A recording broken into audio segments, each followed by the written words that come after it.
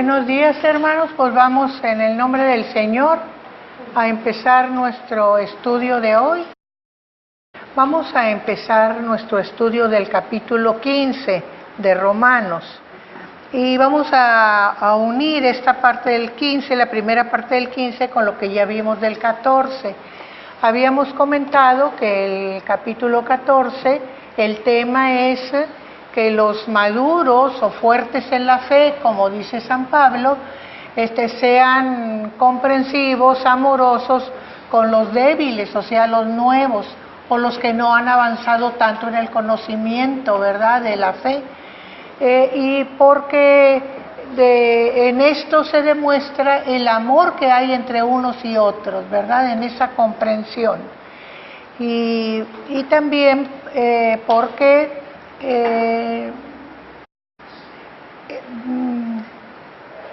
debemos entender que así como Cristo tuvo paciencia con nosotros, también nosotros debemos tener paciencia y amor y cuidado por los que están empezando o por los que aún no tienen el conocimiento que nosotros tenemos.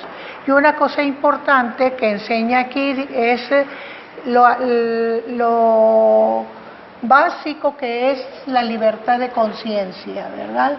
Que nadie decida nada en contra o haga nada en contra de su conciencia. Si tu conciencia te dice que no está bien, aunque tú veas que otros que saben más que tú lo hacen, no lo hagas. ¿Por qué dice San Pablo esto? Porque lo que no es de fe es pecado. Así que todo conforme, buenos días, hermana, a tu conciencia. Y cuando habla de esto, de la firmeza que tenemos con el conocimiento de la fe y del Señor, dice que bienaventurado es aquel que no se condena en lo que hace. ¿Por qué? Porque está seguro de su conocimiento de que tiene la libertad cristiana de hacerlo, ¿verdad? Pero que no trate de imponer su seguridad, su conocimiento a otros débiles, porque los haría pecar, porque actuarían en contra de su conciencia. Entonces, qué importante es eso, ¿verdad? Esta primera parte del capítulo 15, de alguna manera, es el cierre del tema que habíamos estado viendo. Y vamos a empezar la lectura. Así que los que somos fuertes debemos soportar las flaquezas de los débiles y no agradarnos a nosotros mismos. Cada uno de nosotros agrade a su prójimo en lo que es bueno para edificación, porque ni aun Cristo se agradó a sí mismo. Antes bien, como está escrito, los vituperios de los que te vituperaban cayeron sobre mí. Aquí nosotros vemos, ¿verdad?, cómo nos vuelve a reafirmar, por eso de alguna manera es el cierre, esta idea que trabajó todo el capítulo 14. Los que somos fuertes debemos soportar las flaquezas de los débiles. O sea, la palabra soportar con la evolución del lenguaje tiene dos sentidos. El que nosotros le damos en la actualidad es aguantar, tener que sufrir a los débiles, eso es soportar. Pero en el fondo la palabra lo que dice es poner un soporte a los débiles. O sea, soportar quiere decir hacer fuertes a los débiles, ¿verdad? Ponerles un soporte a los débiles, un apoyo, sí. Entonces, qué importante es que seamos apoyo a los débiles y no obstáculo o tropiezo, ¿verdad? Las flaquezas y no agradarnos a nosotros mismos. O sea, aunque yo deseo hacer aquello porque sé que está bien y porque me agrada, porque me hace bien, si le voy a hacer tropiezo o estorbo a otro, me limito, no lo hago, para que aquella persona que me está viendo no se sienta mal, o no, como dice antes, que no vituperen el don que ha recibido, o sea, el don de la libertad. Que no digan, mira, es maldad lo que está haciendo, dándole título de maldad a la libertad en Cristo. Eso es vituperar, para que no vituperen el bien que tú tienes, O sea, hazte, como decía San Pablo, me he hecho a todos para tratar de salvar a algunos. O sea, ese hacerse a todos quiere decir como si yo tampoco supiera. O sea, es como humildad. Sí, humildad. Me pongo en su nivel, como cuando nos ponemos en el nivel de los niños. No les enseñamos como a un adulto, les enseñamos como a un niño. Así debemos de ser con los débiles, ponernos a su nivel, hacernos a todos. Pero nos hace la aclaración, ¿verdad? ¿Podría repetir lo que es vituperar, por favor? Es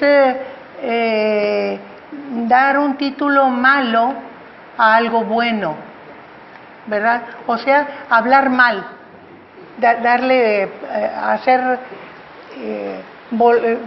criticar malamente algo bueno. Con mala intención. Sí, sí.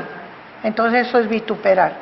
Entonces, porque dice, cada uno de nosotros agrade a su prójimo, y aquí nos hace la aclaración bien marcada Pablo, en lo que es bueno. O sea, no trates de agradarlo en todo. Si se porta mal, no trates de agradarlo, no. En lo que es bueno, ¿verdad? Así no te equivocas. Y lo que es para edificación. Porque hay muchas cosas que son buenas, pero no llevan a nada. Pero que sea para que crezca aquel hermano, ¿verdad? Que sea para edificación. Entonces, es importante no agradarnos a nosotros mismos, agradar a los débiles en lo que es bueno, en lo que edifica. Y sigue diciendo, nos da la razón, porque ni aun Cristo se agradó a sí mismo. Él tenía toda la libertad en Dios de hacer muchas cosas, pero cuidaba de no ofender a los judíos que todavía no entendían la nueva revelación que estaba dando Él, dando a conocer a Dios como Dios es, ¿verdad?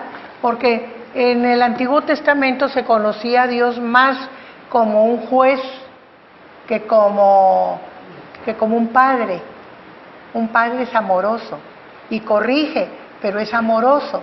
Pero ahí era más como juez, ¿verdad? Siempre juzgando, siempre, ¿verdad? Entonces, Él lo está dando a conocer como Dios es. Y esa idea no entraba fácil en la mente de los judíos. Entonces, Él, aunque conocía a Dios de esa manera, respetaba la manera como actuaban los judíos. Por ejemplo, cuando sanaba a alguien, a un leproso, no le decía, vete, que te vaya bien. No, ve cumple. Ve cumple con lo que la ley establece, lo que los judíos conocen hasta ahorita, preséntate al sacerdote, ¿verdad? Y luego la otra idea que viene aquí enseguida, dice, antes bien como está escrito, los vituperios de los que te vituperaban cayeron sobre mí. O sea, cada vez que Cristo hacía algo bueno y por alguien, y ese alguien era criticable, no se ensañaban con el criticable, sino se ensañaban con Cristo. O sea, lo que era para aquel se lo retachaban a Jesús. Vamos a poner un ejemplo. Cuando sanó al ciego, ¿se acuerdan? Sí. Bueno, ¿qué les dicen los sacerdotes? ¿Cómo estás alabando y glorificando y hablando bien de este hombre que es pecador? ¿Por qué? ¿A quién debían de atacar? Al ciego. ¿Cómo es que ves? Si estaba ciego es porque había pecado. Y si no pecaste tú, pecaron tus padres. Porque la idea era que los problemas de salud eran problemas de pecado. Relacionaban la enfermedad con el pecado. Entonces, el ciego no debía ver, porque si Dios lo había hecho ciego era porque había pecado. Él o sus padres. Pero no le dicen a él. Retachan con Jesús. Ese hombre pecador, él no te puede sanar. ¿Por qué dices que te sanó? ¿Verdad? Entonces, los vituperios que debían de ser para el ciego iban sobre Jesús, ¿verdad? Eso es lo que nos está diciendo aquí, ¿verdad? Que los cayeron sobre mí, ¿verdad? Los que te vituperaban, o sea, los vituperios de los que te vituperaban cayeron sobre mí. Entonces, así Cristo se portó, así es el ejemplo, para que nosotros también seamos pacientes y aguantemos, ¿verdad? Las debilidades y tengamos paciencia. Fíjense que más adelante vamos a ver que Pablo nos encomienda al Dios de la esperanza para que nos dé gozo y consolación. Y a mí decía yo, ¿por qué el gozo y por qué la consolación? ¿De qué? Pues de esto, ¿verdad? De que si causa un poco de pena que lo que deben de decirle al otro me lo digan a mí, como se lo hacían a Jesús, pero él tuvo esa paciencia y además la consolación de Dios para con él, en esos momentos en que, caramba, ¿verdad? En lugar de ver el bien que hago, me injurian, ¿verdad? Se necesita consolación en esos momentos. Y si Jesús la podía necesitar, nosotros también, ¿verdad? Me estoy adelantando un poquito, pero para aclarar este pasaje, ¿verdad? Vamos a seguir con la lectura. Porque las cosas que se escribieron antes para nuestra enseñanza se escribieron a fin de que por la paciencia y la consolación de la Escritura tengamos esperanza. Pero el Dios de la paciencia y de la consolación os dé entre vosotros un mismo sentir según Cristo Jesús, para que unánimes a una voz glorifiquéis al Dios y Padre de nuestro Señor Jesucristo. Entonces dice, porque las cosas que se escribieron antes para nuestra enseñanza se escribieron. ¿A qué cosa se refiere? A todo lo que Él nos estuvo enseñando en los capítulos anteriores, ¿verdad? Y que nos estuvo diciendo cómo Dios nos libra del pecado, nos hace conscientes de ese pecado que hay en nosotros, nos guía por el Espíritu Santo al arrepentimiento, nos justifica cuando nosotros creemos en Cristo, nos pone en Cristo y nos da el Espíritu Santo para que nos guíe en la vida cristiana. Todas las cosas que se escribieron para nuestra enseñanza se escribieron, a fin de que por la paciencia, aquí está lo que les explicaba ahorita, la paciencia y la consolación de las Escrituras tengamos esperanza.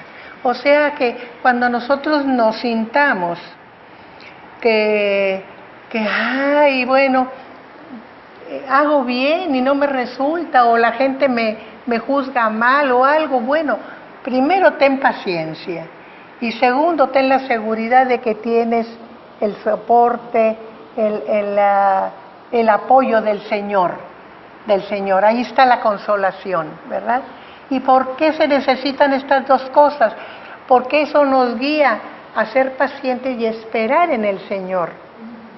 Todo va a cambiar, pero sobre todo esperar que Cristo va a venir y va a arreglar todas las cosas, ¿verdad? Sí, hermana Nelly. Me gustaría hacer un comentario sobre este pasaje, que también se puede aplicar mucho a la cuestión tanatológica, cuando las personas tienen una pérdida y que no encuentran consolación. Haga de cuenta que ha tocado que algunos se quieren morir.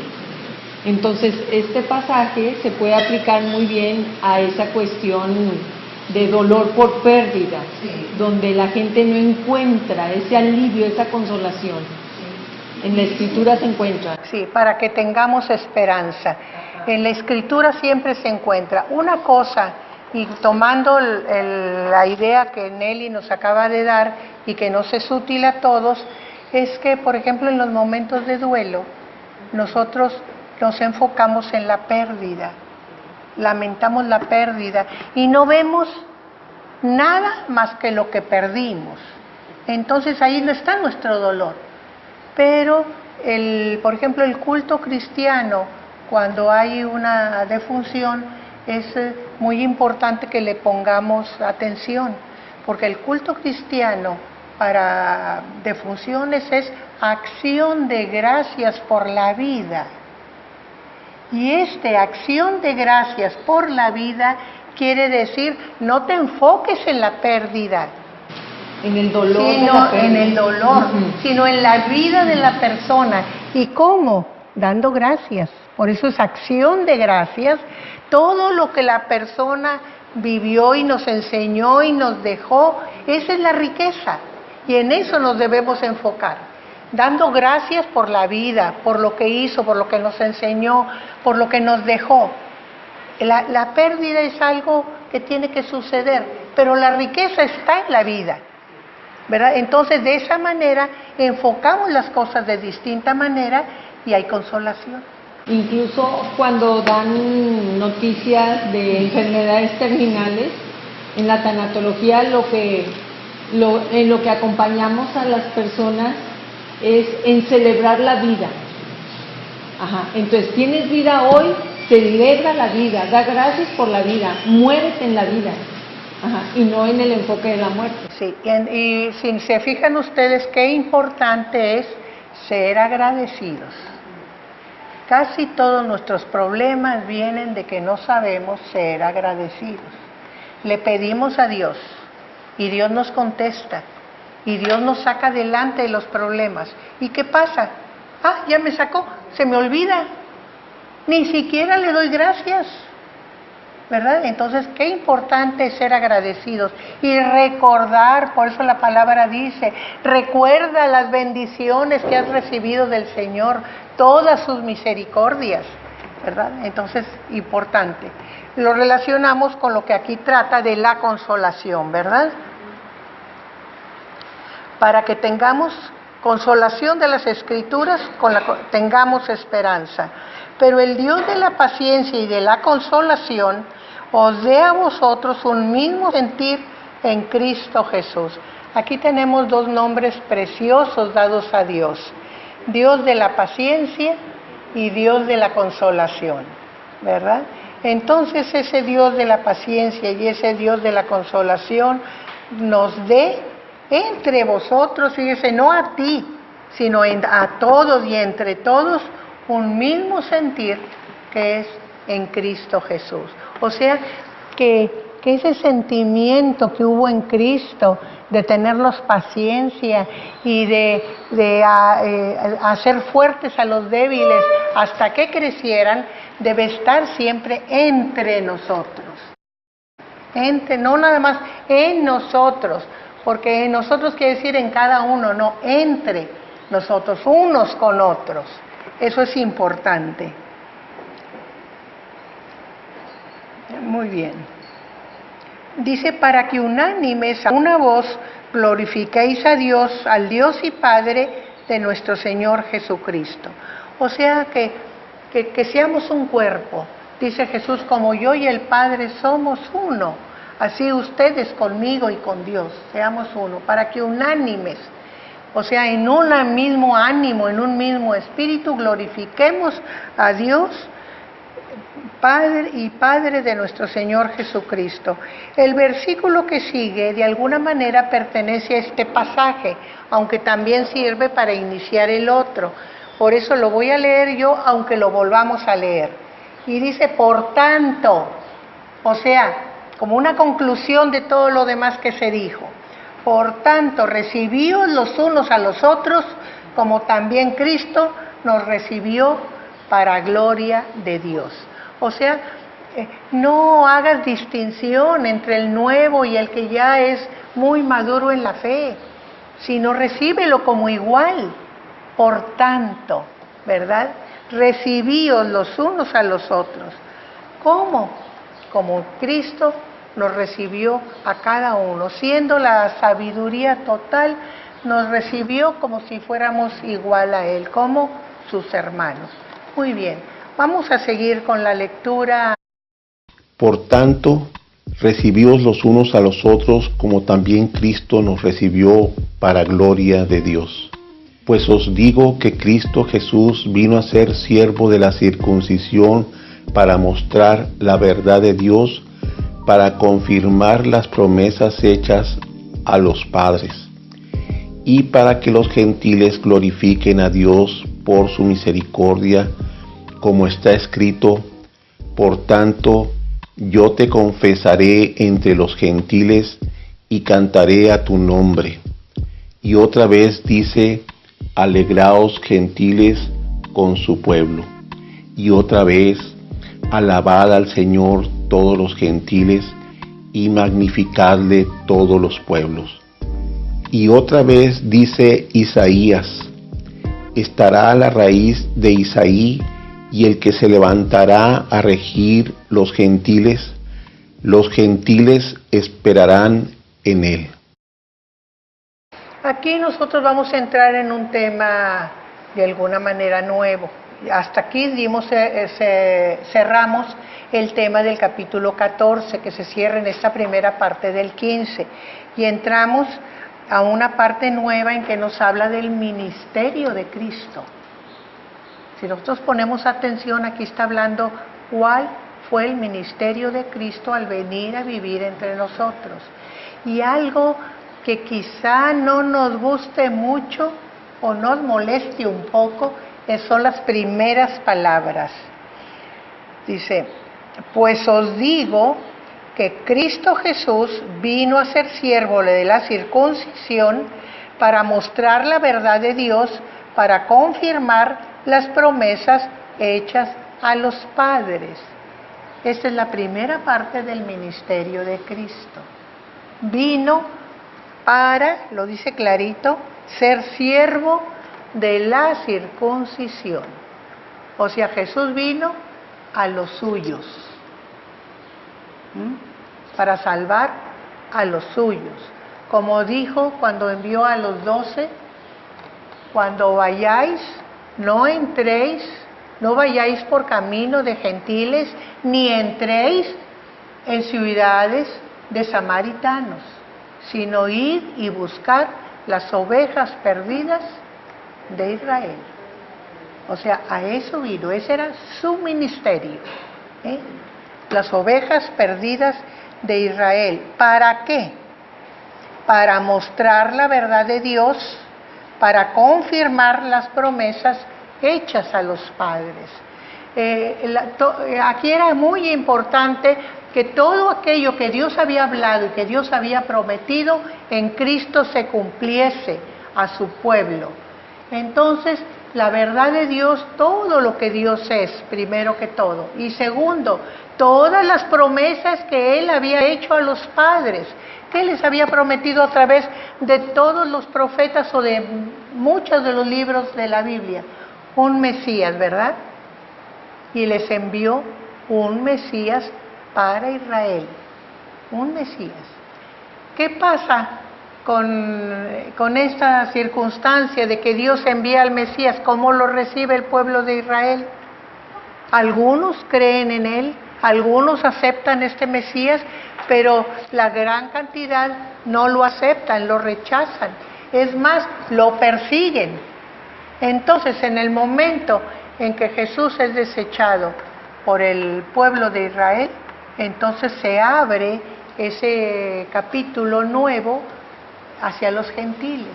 Y nosotros ya habíamos comentado antes que es hasta la muerte de Jesús cuando se confirma o se cierra ese rechazo hacia Jesús, cuando se abre la gracia, la misericordia, decíamos, hacia los gentiles, ¿verdad? Con el rechazo de Israel abre la oportunidad a los gentiles. Por eso sigue diciendo en los versículos siguientes, afirmando esta verdad. Una verdad que no era sacada de la bolsa, que no era implementada de improviso, sino que ya estaba anunciada que iba a suceder por las escrituras antiguas. Y si nosotros nos fijamos en los versículos que siguen, vamos a ver que hay mención de la ley, hay una cita de Deuteronomio, los profetas, ahí están las citas de Isaías, de los profetas y de los salmos, que eran los tres escritos principales que tenían los judíos, ¿verdad? Entonces, todo este ministerio que iba a haber hacia los gentiles estaba avisado en las escrituras. Vamos a leer estos versículos dice el versículo 9, fíjense, él vino, su ministerio era para el pueblo judío, ¿verdad? Para enseñar la verdad y las promesas hechas a los padres, a Isaac, a Jacob, a Abraham, a Jacob y a Isaac y a Jacob, y para que los gentiles, para que los gentiles glorifiquen a Dios por su misericordia, como está escrito. Vamos a comentar antes de leer esto de su misericordia. A los judíos, la promesa hecha a Abraham pasó de Abraham a Isaac y fue confirmada a Jacob. ¿Cuándo le fue confirmada a Jacob? ¿Se acuerdan? En Betel. Cuando se acuesta Jacob y sueña y ve la escalera donde suben y bajan los ángeles de Dios, y Dios le hace la promesa: yo te llevaré y te cuidaré y te bendeciré y te devolveré a tu tierra, ¿verdad? Y la bendición será tuya. O sea, le está confirmando la bendición hecha a sus antecesores. Entonces ahí en él están representadas las 12 tribus del pueblo de Israel, que es el nombre que Dios le da a Jacob, ¿verdad? Entonces en Jacob reciben las promesas hechas a los padres, pero dice que en Abraham la misericordia de Dios. ¿Por qué? Porque Abraham, antes de recibir la promesa, recibió la misericordia de Dios. De allá donde vivía, en Ur de los Caldeos, un pueblo que ya se había paganizado por completo y que adoraba ídolos. Y allá en Josué dice, Taré y Nacor, de ahí te tomé yo, de que adoraban ídolos. Yo te tomé y te traje por Canaán. Entonces, ¿por qué llamó Dios a Abraham? Por misericordia. Pues simple misericordia. ¿Había hecho méritos a Abraham? Ninguno todavía. De repente se le aparece Dios y le dice: sal de tu tierra y de tu parentela y ve a la tierra que yo te daré. Sal. Misericordia de Dios. Por eso en Abraham dice: los gentiles recibimos misericordia. El pueblo que no lo conocía y que no lo buscaba fue abierto para el Señor por medio de la predicación. Entonces ahí vemos la misericordia de Dios. Por eso dice aquí: glorifiquen a Dios por su misericordia, como está escrito. Por tanto, yo te confesaré entre los gentiles y cantaré a tu nombre. Este es del segundo libro de Samuel y también de un salmo, del Salmo 16, ¿verdad? 18. Disculpen si leo mal porque están las letras muy chiquitas y ya no las llego. Entonces, libro importante, Salmos, ¿verdad? Y otra vez dice: alegraos gentiles con su pueblo, de Deuteronomio, de la ley. Y otra vez: alabad al Señor todos los gentiles y magnificadle todos los pueblos, Salmo 117. Y otra vez dice Isaías: estará la raíz de Isaí y el que se levantará a regir a los gentiles. Los gentiles esperarán en él. Aquí tenemos de Isaías 2 citas, ¿verdad? Aquí vemos cómo Pablo toma de los libros principales para decir: no es improvisado. Dios tenía en su mente la salvación de los gentiles después de su pueblo Israel. Pero si nosotros analizamos detenidamente estos pasajes, vamos a ver que también hay una cierta sucesión en las ideas. En el primero dice: para que los gentiles glorifiquen a Dios. Bueno, yo te confesaré entre los gentiles y cantaré a tu nombre. Este salmo es de David. Y de alguna manera David es un tipo de Jesús. Entonces, cuando dice de David: yo te confesaré ante los gentiles, es como si estuviéramos oyendo a Cristo decir, cuando vino: yo te confesaré entre los gentiles. O sea, lo personal, primero, lo personal. Y luego dice: alegraos gentiles con su pueblo, o sea, los gentiles junto con los judíos. Y tenemos que recapacitar que la iglesia primitiva se formó con judíos y gentiles, ahí estaban juntos. Pero enseguida dice, estará la raíz de Isaí y el que se levantará a regir a los gentiles. Y aquí ya están los gentiles solos. Aquí ya no está mencionándolos junto, buenos días hermana, con el pueblo judío. Y los gentiles esperarán en él. Aquí nosotros vemos una secuencia, como primero es personal, luego es junto con su pueblo, los gentiles con su pueblo y luego los gentiles solos, ¿verdad? Entonces podemos ver la progresión, ¿verdad?, en estas citas que Pablo pone acerca del ministerio a los gentiles. Jesús vino a los judíos como su ministerio terrenal y luego cuando fue crucificado y resucitó, entonces ya les dejó la orden, ir a todas las naciones a predicar este evangelio y a bautizarlos en el nombre del Padre, del Hijo y del Espíritu Santo. Y recibiréis poder, ¿verdad?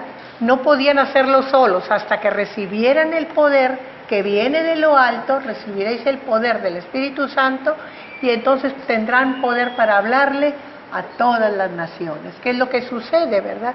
Antes de que ellos tuvieran la idea de salir y de ir a hablarles a los gentiles, luego mueve a Pedro, que era el más recalcitrante de todos, a ir con Cornelio. ¿Se acuerdan que hablamos de eso?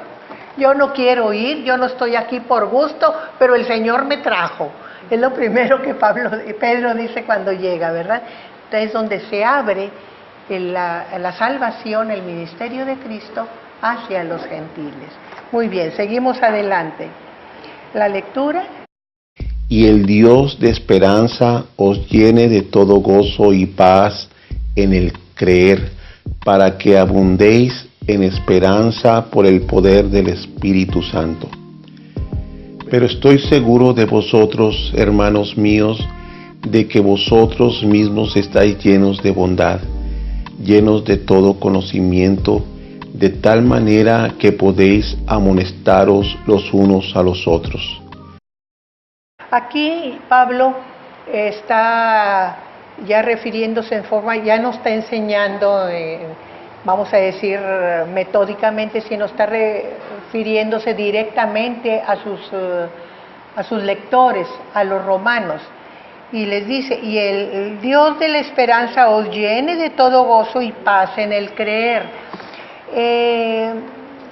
Aquí Pablo está de alguna manera, en este pasaje que estamos leyendo, reconociendo la sabiduría y el conocimiento que los romanos habían ido desarrollando a pesar de no tener un líder, ¿verdad? Por las noticias que les llegaban, por los que habían aprendido y conocido y que llegaban a Roma y luego se empezaba a predicar y a enseñar, pero no tenían un líder, no tenían un apóstol, no tenían un maestro determinado, pero les está reconociendo ese conocimiento que ellos tienen. Entonces aquí hay una oración: y el Dios de la esperanza os llene de todo gozo y paz en el creer. O sea, que su fe les sirva para que el Dios de la esperanza los llene de gozo y de paz, ¿verdad? O sea, la fe debe de producir resultados. Cuando el pastor era maestro nuevo en el seminario, nos decía, la fe se cosifica. ¿Qué quiere decir? Que se materializa. La fe no es algo que flota, que no se ve, no, debe de materializarse, debe verse. Por eso Santiago dice que la fe sin obras es muerta, porque está ahí la materialización de la fe. Debe de producir resultados. Y aquí es lo que está pidiendo Pablo. La fe de ustedes debe de producir gozo y paz, ¿verdad? Para que abundéis en esperanza por el poder del Espíritu Santo.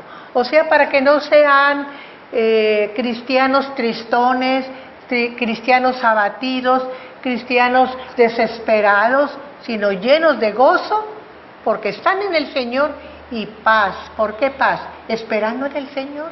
Tengo problemas, tengo dificultades, pero ya el Señor me mostrará el camino para salir de ellas. Tengo paz en el Señor.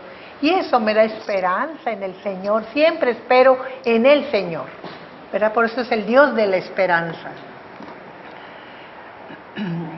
Y sigue diciendo, y todo esto en el poder del Espíritu Santo, ¿verdad? No en el poder de la persona, sino del Espíritu Santo. Pero estoy seguro de vosotros, hermanos míos, de que vosotros mismos estáis llenos de bondad, llenos de todo conocimiento, de tal manera que podéis amonestaros los unos a los otros. O sea, yo reconozco que ustedes han crecido, y han crecido de una buena manera. Pero fíjense, el primer cosa que les reconoce es la bondad. Cuando somos buenos, cuando somos amables unos con otros, hay más progreso, hay más facilidad para que todo se desarrolle.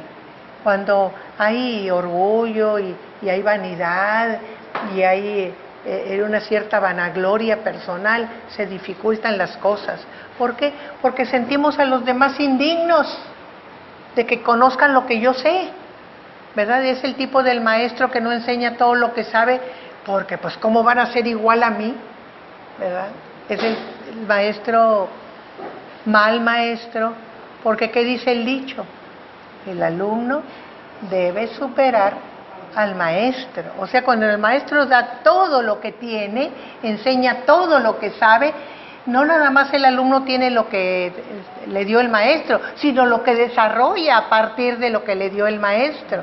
Por eso debe superar al maestro. Por eso empieza aquí con la bondad, ¿verdad? La bondad, dice, ¿verdad? Yo veo aquí también en esta frase de Pablo, yo creo que si le escribió a los romanos, es porque eso es lo que necesitaban, o sea, la iglesia de Roma, ¿no? Pero luego, ahora que estoy viendo este versículo 14, me recuerda algún manejo de liderazgo muy interesante que han tenido algunos jefes conmigo, jefes laborales que me dicen, yo sé, Aaron, que lo vas a hacer muy bien. Un poquito cuando que también nos enseñan con los hijos, que dicen, no le digas tonto al niño, tú eres un niño limpio, y los niños limpios hacen esto y esto. Entonces, la verdad es que cada vez que leo a Pablo, o sea, cada versículo le aprendes enormidades, porque en la conclusión, tiene varios cortes de conclusión Pablo durante la epístola de Romanos. Uno es el 15:7 que usted mencionaba. Por tanto, dice, recibió los unos a los otros, como también Cristo nos recibió. Pues habla, es un versículo de tolerancia. Y si escribió de los gentiles y de la esperanza que tienen los gentiles, es porque no lo tenían claro, o sea, y porque había algo, porque escribe por una necesidad. Y entonces, por tanto, una de las conclusiones que tiene es recibirlos los unos a los otros, porque pues siempre las diferencias nos molestan. Y acá, en el versículo 14, dice, pero estoy seguro que vosotros, hermanos míos, estáis llenos de bondad, llenos de conocimiento, de tal manera que podéis amonestar los unos a los otros. Y dice el 15, mas os he escrito, hermanos, como en parte con atrevimiento. Entonces me parece muy adecuado el manejo de Pablo y cómo va concluyendo. Y una buena conclusión es esa, cuando uno va a hablar con una persona o la va a retroalimentar. Yo sé que tú eres eso, es decir, que ahora lo usan a veces de alguna manera, la confesión positiva, que declaran, dice que decláralo, tú di que como tú ves a las personas así se van a comportar, y hay mucha psicología también en eso. Entonces es la manera práctica, y yo lo he vivido ¿cómo lo han hecho conmigo? No, yo cuando me decía mi un jefe, yo sé que tú lo vas a cumplir en tiempo, Aarón, yo confío en ti. No, que no me digan eso. Yo confío en ti, Aarón. No, yo salía como el Pípila, o sea, salía con una carga enorme de la oficina del jefe, porque yo sé que lo vas a hacer bien. Pues entonces sales con un compromiso enorme. Yo creo que Pablo está haciendo los últimos amarres en la epístola, diciendo, yo sé que ustedes son bondadosos, tienen todo conocimiento, y por lo tanto lo van a hacer correctamente. Y me llama la atención, cada versículo de Pablo está hecho como un artista con pinceladas, o sea, como cuando se dibuja un cuadro, cada color, cada punto hasta el final es una obra de arte. Una cosa que notamos nosotros aquí es que les reconoce que han crecido, ¿verdad? Y que se pueden amonestar unos a otros, o sea, se pueden corregir, se pueden ir dirigiendo, guiando unos a otros. Fíjense, vamos a ver el porqué aquí en este momento del libro de Romanos. ¿Qué es lo que enseña Pablo en todo este libro de Romanos? Enseña lo que no se ve en el Evangelio. En el Evangelio está la llegada de Jesús, la enseñanza de Jesús, los milagros de Jesús, la predicación de Jesús, su crucifixión y muerte, cómo es resucitado, cómo Dios lo levanta, cómo está en medio de ellos. Pero está lo que Dios hace sin que se vea, ¿verdad que no? Por eso el libro de Romanos se considera el Evangelio de la cruz. ¿Qué sucede en la cruz? Eso que no se ve. Eso es lo que trata todo el libro de Romanos. Es algo que aunque habían recibido todo el Evangelio de la vida de Jesús, los romanos no tenían este conocimiento. ¿Qué sucede cuando Jesús muere en la cruz? ¿Qué sucede con los que saben de ese amor de Cristo por ti? ¿Qué sucede cuando tú te rindes a Cristo y Dios te toma como su hijo? ¿Qué sucede cuando tú eres puesto en Cristo y Dios te da el Espíritu Santo? Eso no lo sabían los romanos. Por eso Pablo se los escribe. Ese es ¿y por qué este libro recibe ese nombre tan particular? El Evangelio de la cruz. El Evangelio de la cruz. En ninguna parte del Evangelio vamos a encontrar esta enseñanza, porque Dios se la reveló a Pablo expresamente. Y ahora tenemos el testimonio de Pedro que dice que Pablo enseña cosas muy difíciles de entender, ¿verdad que sí? Porque Pedro era un hombre sencillo, ¿verdad? De mente, no era tan escudriñador como Pablo. Entonces para él resultaban difíciles de entender estas cosas que enseñaba Pablo, ¿verdad? Pero qué importantes para afirmarnos en la fe y para saber la riqueza que tenemos cuando aceptamos a Jesús. Todo eso que muchas veces y durante toda la vida pasamos desapercibidas, que somos justificados por Dios al creer en Jesús, al apropiarnos del sacrificio de Cristo, que somos puestos en Cristo, ya no somos hijos de Adán, somos de Cristo, y que al estar puestos en Cristo nos da el Espíritu Santo para que podamos vivir la vida cristiana. Por eso ya no estamos en la ley, por eso ya no es por obligación, sino porque el Espíritu nos guía y lo hacemos con gozo. Con gozo. Una cosa que yo no les comenté cuando lo pasamos fue que, por ejemplo, cuando se vive en comunidad, por ejemplo, Israel, ahorita, o cuando la iglesia primitiva tenía todas las cosas en común, y dice que no había ningún pobre entre ellos, ningún necesitado. ¿Qué diferencia hay entre esa comunidad de bienes y la comunidad del marxismo? Vamos a poner del leninismo, porque Marx es una idea que luego ya es desarrollada y cambia. Entonces, ¿qué diferencia hay? Porque Marx hablaba de que no debía haber diferencia de clases, pero el leninismo ya es otra cosa, ¿verdad? Entonces, ¿qué diferencia hay entre que acá no todo es común y que todo es común en el Nuevo Testamento, en la iglesia primitiva? ¿Cuál es la diferencia? Es lo mismo en las dos cosas. Bueno, pero acá lo hacen voluntariamente y por amor, y acá es por obligación. Esa es la diferencia. Ahora, Marx promovía una sociedad sin clases, pero sin clases, en que todos tuviéramos la misma oportunidad, no como se desarrolla después, que están los capitalistas, los potentados, los empresarios y el obrero, y que este recibe casi toda la riqueza y este recibe nomás un poquitín para que viva. Esa es la diferencia. Otra cosa es que cuando se desarrolla el comunismo propiamente dicho, no socialismo, porque en Israel hay un socialismo, pero es sin clases. Cuando se desarrolla el comunismo, no es cierto que no hay clases, sí hay clases. Hay la clase del pueblo y la clase del gobierno. El gobierno tiene todas las prerrogativas y los privilegios, y el pueblo no.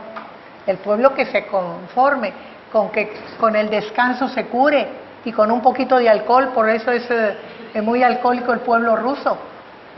Un poquito de alcohol y descanso, porque no hay medicinas, están muy caras para todos, no hay.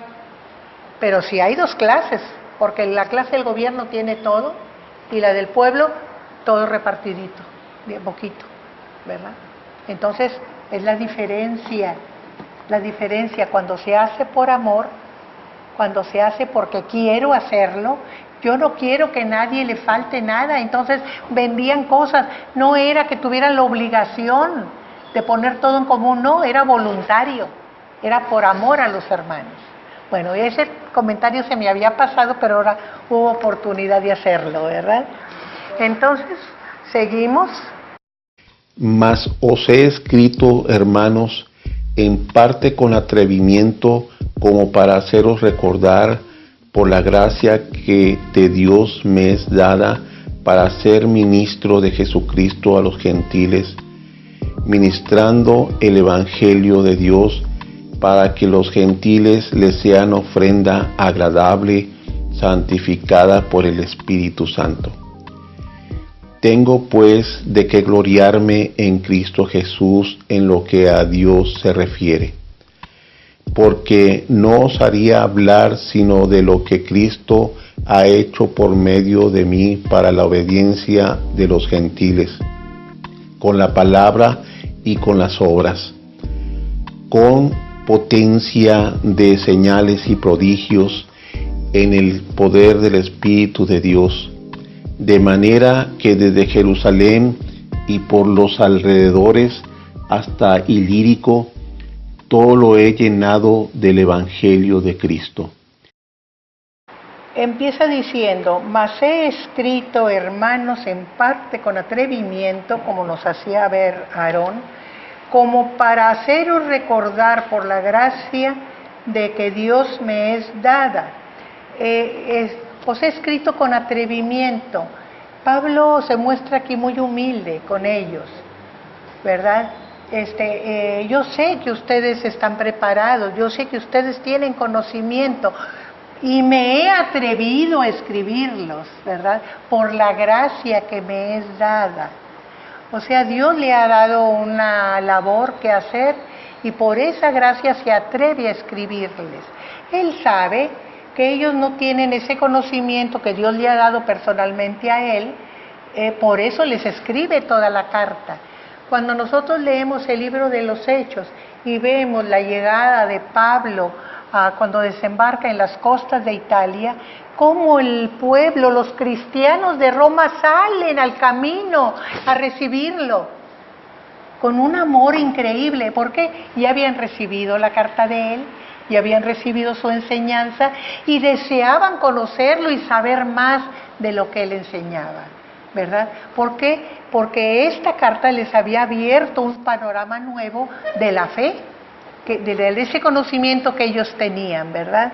Entonces, pero Pablo aquí lo dice, os he escrito con atrevimiento por la gracia que de Dios me es dada, para ser ministro de Jesucristo a los gentiles. Quiere decir que en la iglesia de Roma, a pesar de que había muchos judíos, también había muchos gentiles convertidos.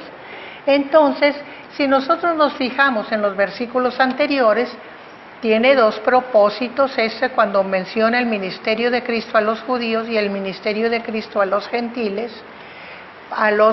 Cuando dice que Cristo vino a su pueblo, a los judíos, para que los gentiles no se sientan muy alebrestados.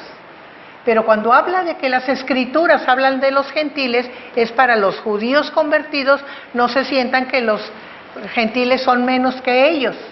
Ya estaba visto o previsto por Dios que los gentiles iban a entrar en su salvación. O sea, tiene doble propósito, que no menospreciemos a los judíos y que los judíos no menosprecien a los gentiles, ¿verdad? Pero Pablo hace mención de ese ministerio especial que Dios le dio, ir y hablar a los gentiles. Por el ministerio que por gracia de Dios me es dado para los gentiles, ministrando el evangelio de Dios, para que los gentiles le sean ofrenda agradable. De alguna manera, Pablo está haciendo las veces de intercesor, la labor que hacía el sacerdote en el pueblo de Israel de presentar a Dios al pueblo. O sea, él era el que hablaba del pueblo a Dios. Dios hablaba al pueblo por el profeta, pero el encargado de presentar al pueblo ante Dios libre de pecado era el sacerdote. Había camino de dos vías para relacionarse con Dios. Dios hacia nosotros por el profeta y el pueblo hacia Dios por el sacerdote, por medio de los sacrificios. ¿Qué está haciendo Pablo? Haciendo ese trabajo de presentar a Dios al pueblo gentil como ofrenda. Así como se presentaba el sacerdote la ofrenda de paz, la ofrenda del holocausto para el perdón de los pecados, así está presentando Pablo el pueblo gentil a Dios como ofrenda. Es lo que está diciendo aquí, ¿verdad? Para que los gentiles le sean ofrenda agradable, santificada por el Espíritu Santo, ¿verdad? No es Él el que está haciendo la obra, sino el Espíritu Santo el que hace la obra. Y si ustedes se fijan, Pablo no se atribuye a sí mismo ninguna, vamos a decir, poder, prerrogativa. Si él es ministro a los gentiles es por la gracia de Dios. Y si él puede presentar santificados a los gentiles es por el trabajo del Espíritu Santo en los gentiles, ¿verdad? Él no se atribuye ningún mérito, sino todo el mérito es para Dios. ¿Qué diferencia con el mundo moderno, que muchos predicadores se dan el taco porque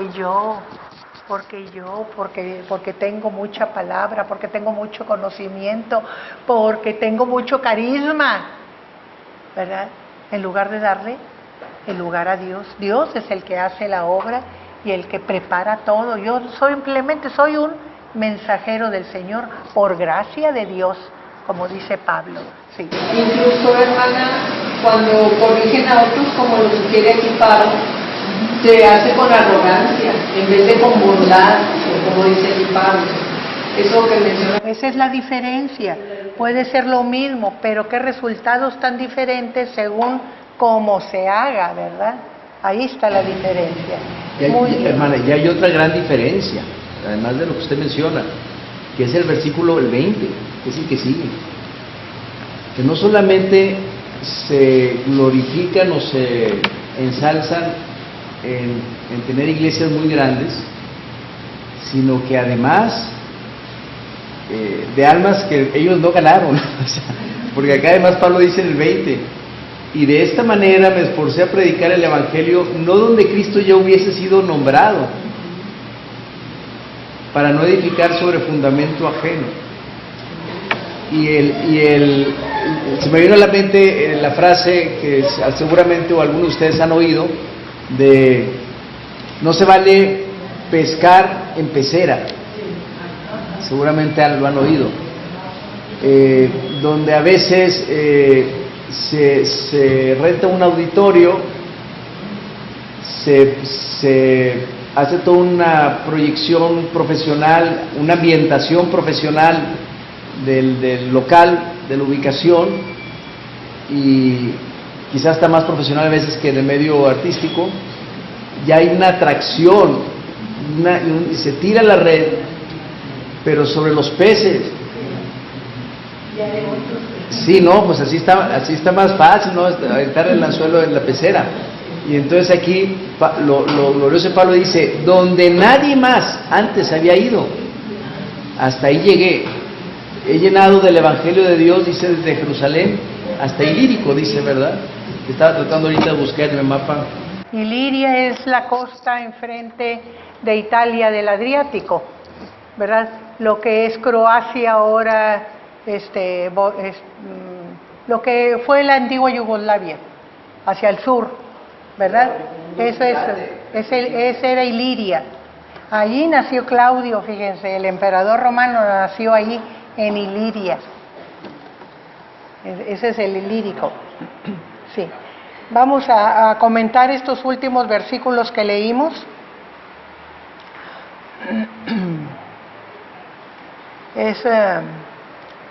Dice que tengo de qué gloriarme en Cristo Jesús en lo que a Dios se refiere, porque no osaría hablar sino de lo que Cristo ha hecho por medio de mí para la obediencia de los gentiles con la palabra y con las obras. O sea, no me glorío yo de mi propia acción, sino de lo que Dios ha hecho. O sea, no lo hice yo, lo hizo Dios. ¿Y qué usó Dios? ¿Verdad? Lo hizo por medio de mí, pero con la palabra y con las obras, para obediencia de los gentiles. O sea, que como un testimonio, para que crean que Dios es poderoso, estaba todo aquello que sucedía, ¿verdad? ¿Y cuáles son estas obras? Lo va a decir más adelante, con potencia de señales y prodigios en el poder del Espíritu de Dios, de manera que desde Jerusalén y por los alrededores hasta el Ilírico, todo lo he llenado del Evangelio de Cristo. Pero fíjense, no lo hice yo, es el poder de Dios, ¿verdad? Ahí están las obras, el poder de Dios, milagros y prodigios, porque cuántas cosas sucedieron en la predicación de Pablo que no eran naturales, eran sobrenaturales. ¿Para qué eran? Para que el nuevo creyera en el poder de Dios. Para eso era, ¿verdad? Para que tuvieran conocimiento y confianza en que ese Dios que era predicado era poderoso. Y por cierto, Ilírico, estoy viendo aquí en el mapa, en este mapita, Ilírico llega, es hasta yo creo que cuando escribió la epístola es el segundo viaje, hasta el segundo viaje, porque en el tercero todavía le avanzó muchísimo más para allá, o sea, de Ilírico, o sea, yo creo que cuando le escribió todavía no hacía el tercer viaje, probablemente, no sé. Es el tercer viaje aquí, está terminando el tercer viaje, está en Corinto, escribe la carta a los romanos en Corinto, que es el sur de Grecia. De ahí manda la carta y él está avisando que va a Jerusalén a hacer la ofrenda, una ofrenda que lleva, y de ahí piensa irse a Roma. Exacto, entonces ya cuando llega a Roma pasa por Malta. Sí. Y ya estás hablando del territorio italiano, sí, actualmente. Sí, entonces, pero él está hablando de que todo lo que hace es por gracia de Dios, ¿verdad? Porque Dios lo ha hecho a través de él, no él solo, a través de él, ¿verdad? Nos vamos a quedar en el versículo 20, ¿verdad?